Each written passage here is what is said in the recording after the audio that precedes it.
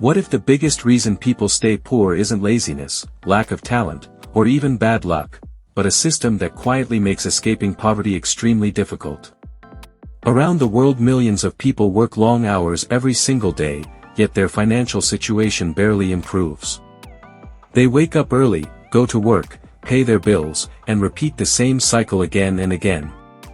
The real question is this: if hard work is supposed to lead to success, why do so many hardworking people remain stuck in poverty?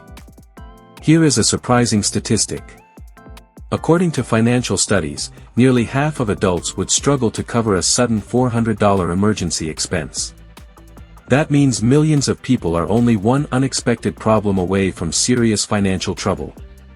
A broken car, a medical bill, or even a missed paycheck can push someone deeper into debt. But why does this happen so often? If someone works every day and earns money, shouldn't they eventually build financial stability? The problem is that many people fall into what economists call the poverty trap, a situation where escaping financial struggle becomes harder the longer you stay in it. One of the most common mistakes people make is thinking poverty is only about income. In reality, poverty is also about expenses. When you have less money, everyday life often becomes more expensive. People with low income frequently pay higher interest rates, higher fees, and higher penalties simply because they have fewer financial options. For example, imagine two people buying the same washing machine. One person pays up front and spends $500 once. The other person cannot afford the full price and must buy it using credit with high interest. By the time the payments are finished, they may have paid $800 or even $1,000 for the exact same product. Another major problem is living paycheck to paycheck. When every dollar is already planned for rent, food, and bills, there is almost no room left for saving or investing. Without savings, even small emergencies can destroy months of financial progress. Research also shows that financial stress affects decision-making. When people constantly worry about money, their brain focuses on short-term survival instead of long-term planning. This makes it harder to think about investments, education, or future opportunities. So if poverty is such a powerful cycle, is escaping it actually possible? The answer is yes, but it usually requires breaking several patterns that keep people stuck financially.